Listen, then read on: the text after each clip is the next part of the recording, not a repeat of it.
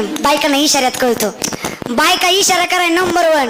2-4 माणसात तिचा नवरा असावा आणि इम्प्रेशन पडावं म्हणून नवऱ्यानं माणसात तिला म्हणावं, ए चाटाक ये बडकान. ती माणसात त्याला काहीच म्हणत नाही, ती फक्त त्याला इशारा करते. ज्याला कळलं त्याचा संसार झाला दादा. कळलं पाहिजे महाराज, सोपं आहे, थोडं कळलं पाहिजे. चला मग जीवनात येऊन या गोष्टीच्या मागे लागू नका. सुख आहे ना तर याच्यात आहे. चला, सर्व स्त्रियांनी हातावरी करायचं. सर्व स्त्रियांनी हातावरी करायचे नाहीत. ऐकून घ्या तुम्ही, माझ्या पार्टीतले मला तुमची फारच माया येते हो. खालीच घ्या, पण हातानं टाळीन मुखाने नाम. बघा, हा दिवस पुन्हा येईल नाही येईल याची खात्री नाही, पण प्रेमाने त्या नामचिंतन करूयात आणि मग पुढे जाऊयात. विठोपाय रखुमा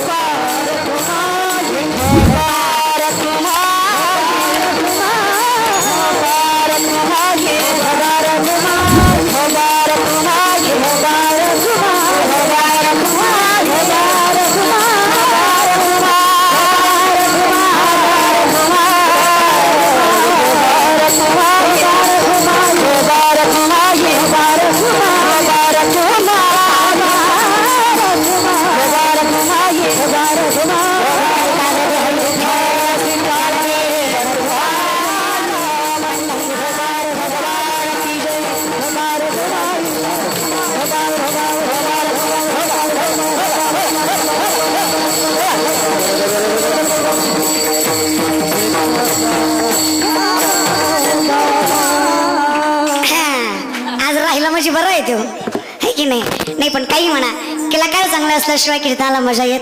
आणि एवढे गोड कलाकार असल्यावर रात्रभरही कीर्तन करायला हरकत नाही बरं का.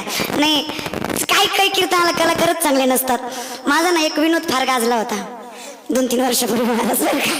तो पर्सनली फक्त पकवाजावर होता बरं, पण ते विनोद वेगळा होता, पूर्ण होता. मला त्या विनोदातून फक्त एवढंच सांगायचं होतं की कीर्तनकार हा सगळा यांच्या जीवावर आहे दादा. एकट्याचं काहीच जमत नाही दादा, काहीच येत नाही एकट्याला. महाराज, माझं कीर्तन नव्हतं, कीर्तन दुसऱ्याचं होतं. ऐका बरं का, कीर्तन दुसऱ्याचं होतं, कीर्तन ऐकायला मी होते. कीर्तन चालू आणि चालू कीर्तनात मध्येच गायनाचार्य आला, आठवलं कुणीच नाही. तसलं बघू नका माझ्याकडं रागाने, मला लय भ्याव वाटतं महाराज तुमचं तर महाराज बरं का. आज तर माझ्या तोंडावर 12च वाजल्यात, कशानं वाजल्यात काय माहिती महाराज बरं का, पण वाजल्या त्या. जरा काय भांडण झाली का महाराज? नाही, दुसरं कोणा सांगा महाराज बरं का. हां चल, मग ते सगळ्या राग आता म्हणजे काय करा. नाही मगापासून बघायला लागलं एकदम असं म्हणजे मावळला याचा आमचा सूर्य, काय करा दादा आता. चला, कशाचा राग आहे माझ्यावरती विकलं ना मला. चला, पुन्हा म्हणून जिंदगीत तशी उभे राहायची नाही तर जशी आजोबा राहिले होते. चला मग महाराज गायनाचार्याला मध्येच आठवलं, मध्येच लिहायला चिखलबिरीच्या कार्यकर्त्यांनी पाकिटात घोळ केलाय. काय झाले, माझे 200 पकवायच्याकडे गेले. कीर्तन चालू आणि त्यांनी मध्येच सुरू धरला, माझे पैसे कवा दे तू सांग पकवाच्या,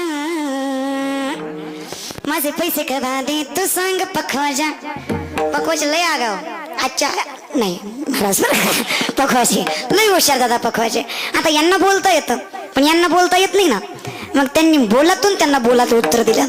त्यांनी एकच दणका धरला, दिन तर नाही दिन, दिन तर नाही दिन, दिन तर नाही दिन, दिन तर नाही दिन, दिन तर नाही दिन, दिन तर नाही दिन. टाळकरी म्हणले आपण कशाला सोडायचं. त्यांनी ठेकादारला देऊन टाक, देऊन टाक, देऊन टाक, देऊन टाक, देऊन टाक, देऊन टाक, देऊन टाक. याला म्हणायचं कीर्तन दादा बरं का. कलाकार चांगले नसले की असलाच गोंधळ असतो दादा. आणि आजकाल तर लय गरज आहे महाराज लोकांची कीर्तनाची. आणि मला तर वाटतंय आम्हाला यांची असल्यापेक्षा आता आम्हाला सुद्धा कीर्तनाची लय गरज आहे. काय सांगायचं तुम्हाला दादा, मला एक फोन आला असाच रात्री. आणि महाराज होते आणि त्यांची मंडळी होती. मला म्हणले ताई आमचा नवरा लईच येड्यावणी करायला, रात्री 12-12 वाजता उठतोय आणि उड्याच काय मारतोय, ज्ञानदेव तुकारामच काय म्हणतोय बरं का. मी म्हणलं काय झालं त्याला, म्हणजे काय कळना झालंय काय झालंय, पण तुम्ही एकदा बघा ना. मी म्हणलं त्याला काही सुद्धा झालं नाही बाई, तू फक्त काम कर. 12 वाजल्या 11:30 वाजल्या की बुका लावून नारळ ती जागेवर येतो महाराज बरं का. कारण त्याला रोजची सवय आहे दादा. ते बिना नारळाचं झोपत नव्हतं ना. 9 महिने झालं नारळच नाही दादा बरं का. लय अवघड झालं काय सांगायचं. आमचं तर लय झालं. म्हणजे जीवनात लक्षात घ्या, काही झालं ना तरी तो पाठ सोडणार नाही हा विश्वास असेल ना तर दुःख वाटत नाही. आणि तो पाठ सोडणार हा विश्वास असेल ना तर दुःख झाल्याशिवाय राहत नाही. पण आपलं कर्म योग्य पद्धतीने करा, देव फळ देत राहतो दादा. फक्त कर्म योग्य असलं पाहिजे. नेमकं कर्म म्हणजे काय हे लक्षात घ्या. तुम्ही जे जीवन जगत असताना जे काही कार्य करता, कुठलंही असू द्या, साधं सुध असू द्या, फार साधं फार गोव्याची पुडी खाऊन रस्त्यावर टाकलेली पुडी हे सुद्धा अनीतीने वागलेलीच गोष्ट आहे. त्याच्यापेक्षा केळ खाऊन रस्त्यावर टाकलेली साल हे सुद्धा अधर्मानेच वागणं आहे. देशाची प्रगती करायची म्हणजे आर्मीत भरती होऊन बॉर्डरवरच लढावं असं नाही. देशाचं रक्षण तुम्ही आहे त्या जागेवर सुद्धा करू शकता बरं का. मुलांना तुम्हाला तर सांगते, तरुण आहात तोपर्यंत देशाचा धर्माचा विचार करा. कारण मोठे व्हायचं असेल ना तर अब्दुल कलामांचं वाक्य आहे, सपने वो नहीं जो नींद में आते हैं, सपने वो नहीं जो नींद में आते हैं, सपने तो वो है जो नींद उडा देते हैं.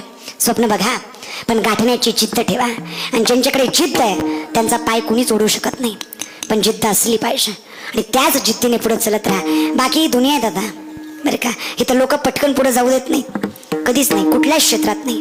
माझ्याकडे एक मुलगा आला, म्हटला ताई प्रत्येक क्षेत्रामध्ये कॉम्पिटिशन आहे, काय करावं जिथं कॉम्पिटिशन नसेल. म्हणलं बाबा प्रत्येक क्षेत्रात कॉम्पिटिशन आहे, पण माणुसकीच्या क्षेत्रात कॉम्पिटिशनच राहिलं नाही.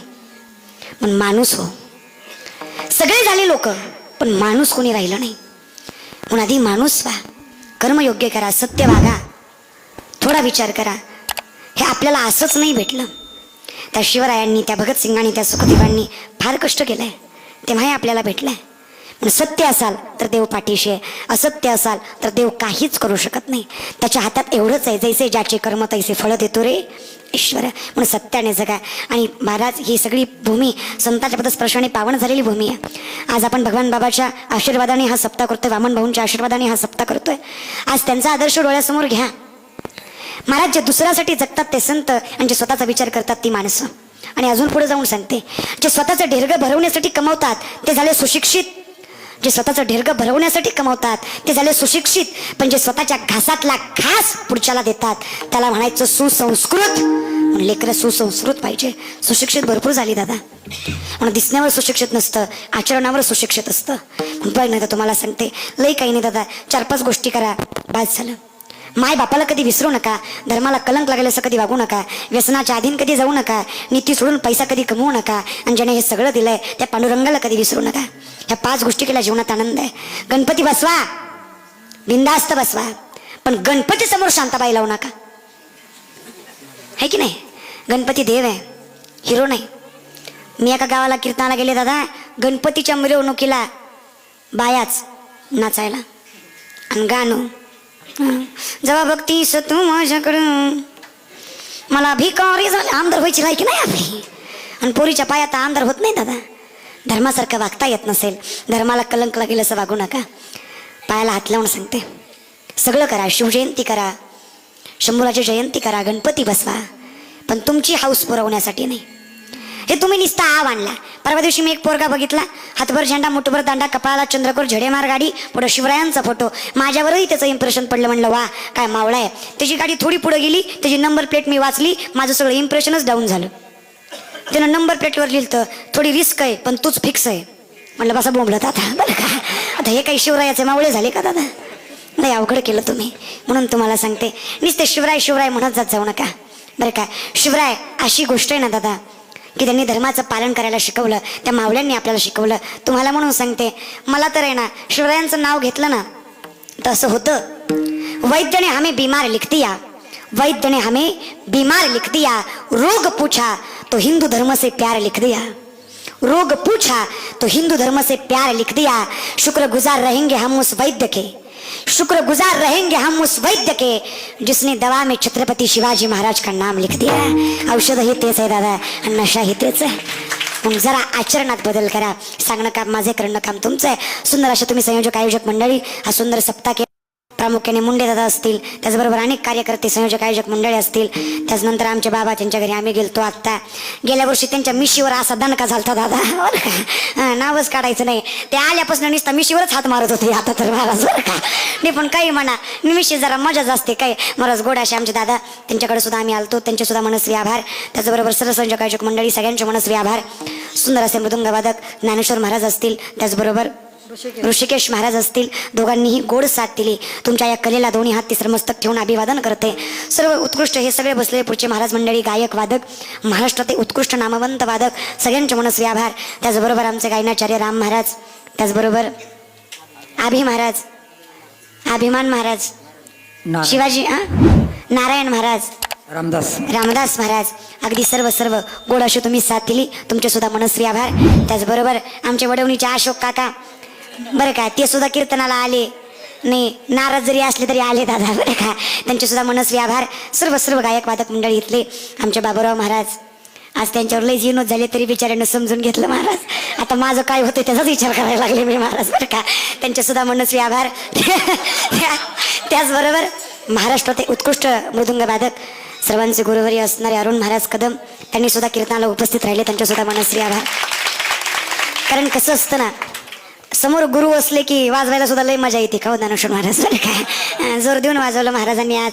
त्यांनी आज एवढं गोड वाजवलं त्याचं कारण मी नाहीच आहे. माझ्या कीर्तनामुळे त्यांनी जीव तोडून वाजवलंच नाही, ते अरुण महाराज समोर बसवलं म्हणून एवढं जीव तोडून वाजवलं महाराज बरं का. त्यामुळं त्यांचे देखील मनस्वी आभार. महाराज सुद्धा लांबून कार्यक्रमाला उपस्थित राहिले आणि सर्व काही सगळ्याच गोष्टी जुळून आल्या. सगळ्यांचे मनस्वी आभार. पुन्हा एकदा दोन्ही हात तिसरं मस्तक ठेवते. माईकवाले दादा त्यांनी सुद्धा सुंदर साथ दिली, त्यांचे सुद्धा मनस्वी आभार. आणि सेवेला विराम. ज्ञानोबा माऊली माऊली तुकाराम, माऊली माऊली तुकाराम, माऊली तुकाराम, माऊली माऊली तुकाराम, ज्ञानेश्वर माऊली, राज माऊली तुकाराम, ज्ञानेश्वर माऊली, ज्ञानराज माऊली तुकाराम.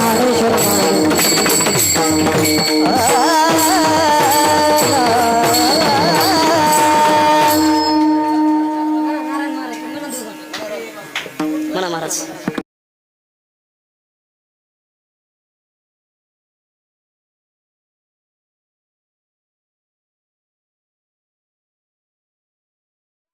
विभिन्न श्रद्धेचे, विभिन्न भाषेचे, विभिन्न वृत्तीचे लोक. व्हिडिओ आवडल्यास व्हिडिओला लाईक आणि चॅनलला सबस्क्राईब करायला विसरू नका.